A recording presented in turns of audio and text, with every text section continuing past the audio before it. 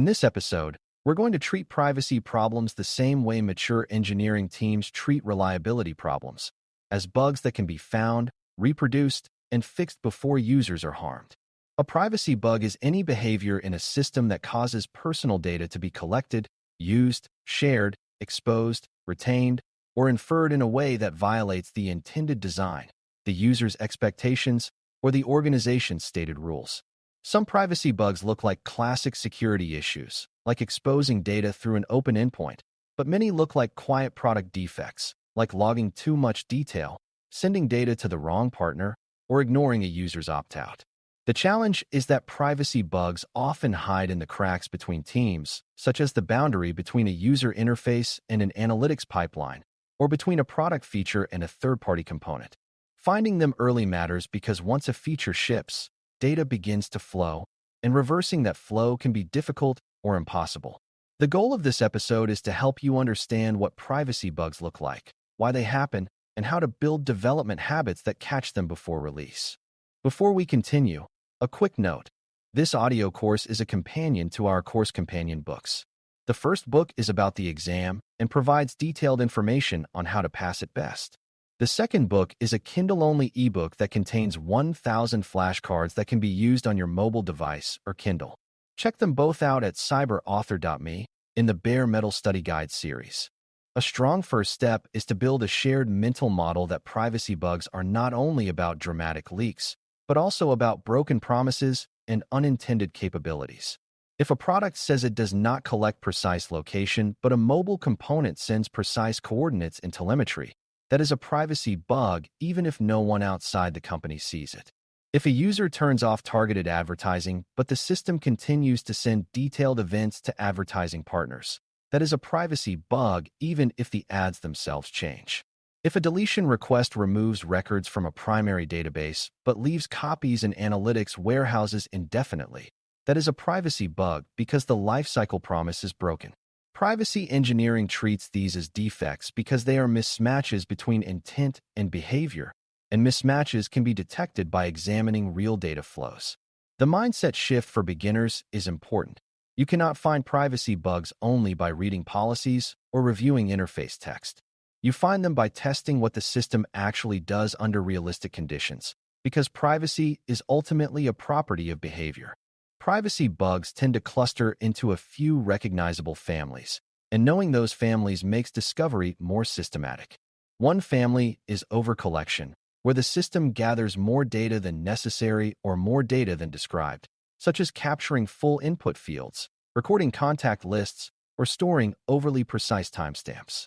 Another family is over-disclosure, where the system sends data to more recipients than intended, such as third-party scripts receiving identifiers, internal dashboards exposing full profiles, or exports including sensitive columns by default. A third family is access control failure, where permissions allow someone to see data they should not, whether through overly broad roles or missing checks. A fourth family is lifecycle failure, where retention and deletion do not work as promised, leaving data behind in backups, logs, or derived datasets. A fifth family is inference and linkage, where combining datasets or enabling stable identifiers creates unintended profiling capabilities.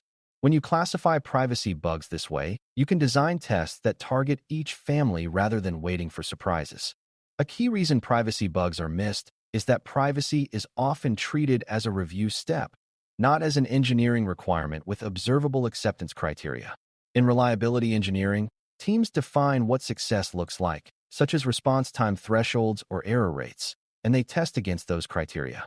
Privacy needs similar clarity, like what data fields are allowed to be collected for a feature, which partners are allowed to receive which events, and what should happen when a user disables a setting. Without clear expectations, teams rely on assumptions, and assumptions become bugs when reality differs. For beginners, it helps to imagine privacy acceptance criteria as statements like this feature must function without sending user identifiers to third-party advertising, or this setting must prevent collection of specific event categories.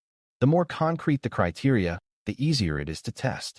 If you cannot articulate what privacy correct means for a feature, you will struggle to detect when it is privacy incorrect.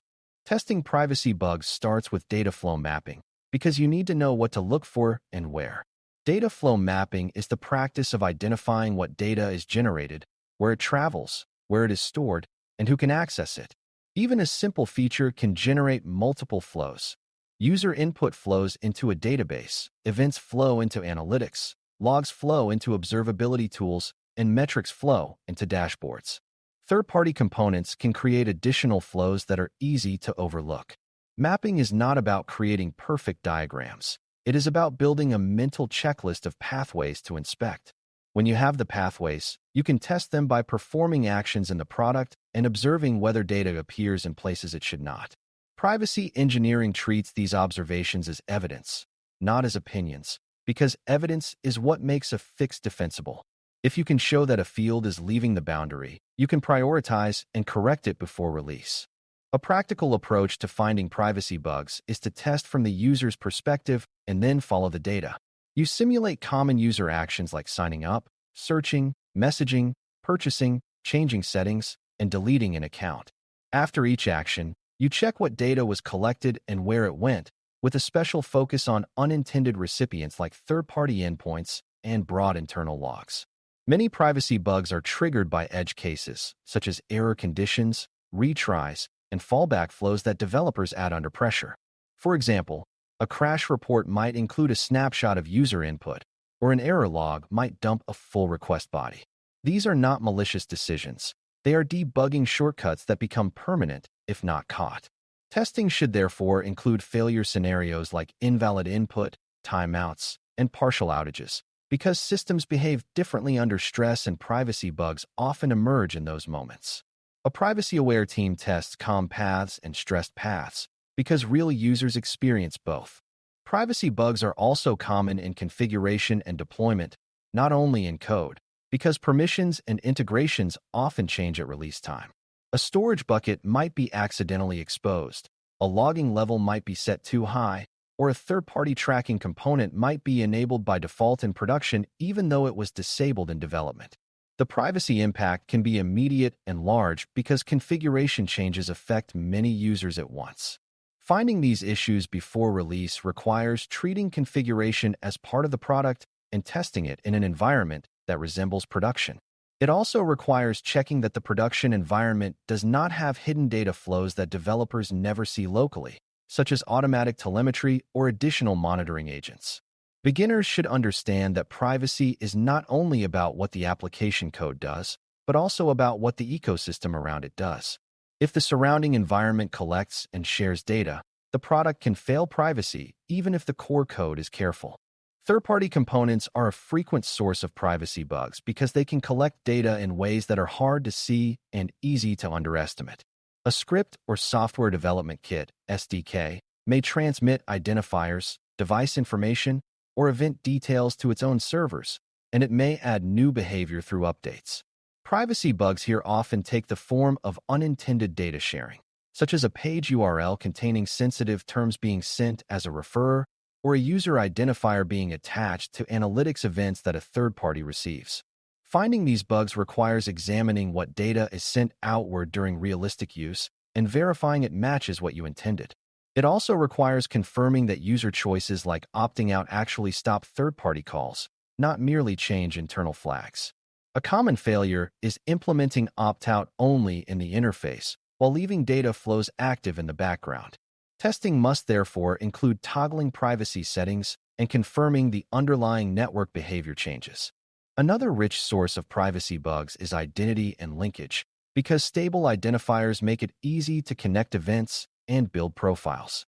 A developer might add an identifier to an event stream for debugging, and that identifier then spreads into analytics, dashboards, and exports.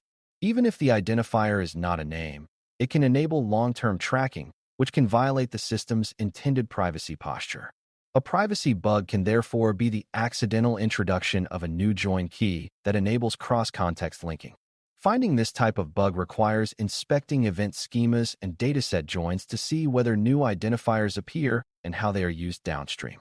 It also requires testing whether pseudonymization is actually working, such as confirming that mappings are not leaked into logs or that scoped identifiers are not reused across domains. The key is to treat identifiers as high-risk elements whose introduction should be deliberate and reviewed. When identifiers appear accidentally, they are almost always privacy bugs. Lifecycle bugs are harder to catch because they unfold over time, but they can be tested through targeted checks. If a user deletes an account, does the data stop appearing in analytics systems after a reasonable delay, or does it continue indefinitely? If retention rules say logs are kept briefly, do logs actually expire, or do they get copied into archives and retained longer? If a user changes a privacy setting, does the system respect that choice going forward, and does it stop collecting new data of the relevant types? Lifecycle bugs often arise because data is duplicated across systems, and deletion logic is implemented only in the primary database. Catching these issues requires testing the full lifecycle, including deletion and expiry, in a way that verifies all downstream systems behave as expected. It also requires documenting the expected timelines for propagation, because deletion can take time in distributed systems, but time is not an excuse for indefinite persistence. A defensible approach makes the timelines explicit and tests that the system meets them. Fixing privacy bugs requires a careful approach because quick fixes can create new problems if they are not aligned with the root cause. If the bug is overcollection, the fix might be to stop collecting a field, but it might also require removing it from logs, preventing it from entering analytics, and ensuring old copies are deleted according to retention. If the bug is overdisclosure, the fix might be to remove fields from outbound payloads and to restrict the endpoint so it cannot be called without proper purpose. If the bug is access control, the fix might be to tighten permissions and redesign internal views so legitimate work can continue without broad access. Fixes should also include tests that prevent regression, because privacy bugs often reappear when teams add new features or refactor code. A privacy bug that is fixed once but not guarded against tends to come back in a slightly different form. Robust fixes, therefore, include both code changes and process changes, like adding schema reviews for new events or requiring approval for new third-party integrations. Privacy bug discovery also benefits from a culture where reporting is welcomed and treated as normal engineering feedback rather than as blame. Developers, analysts, support staff, and even users often notice odd behavior, such as unexpected prompts, strange data appearing in logs, or settings that seem ineffective. If the organization makes it hard to report privacy concerns or treats them as distractions, small issues can persist and grow. A mature privacy engineering practice treats these reports as valuable signals and has a clear intake process for investigating them. It also treats privacy incidents and near misses as learning opportunities that lead to improved guardrails. This is important because no test suite will catch everything, especially in complex systems with third-party components. Building a healthy feedback loop increases the chance that privacy bugs are found early, when harm is smaller and fixes are easier. Prevention is strongest when it combines technical testing with human observation. As we close, finding and fixing privacy bugs before release is about making privacy a testable property of the product, not an afterthought. You start by defining what privacy-correct behavior looks like in concrete terms. Then you map data flows so you know where data travels and where it can leak.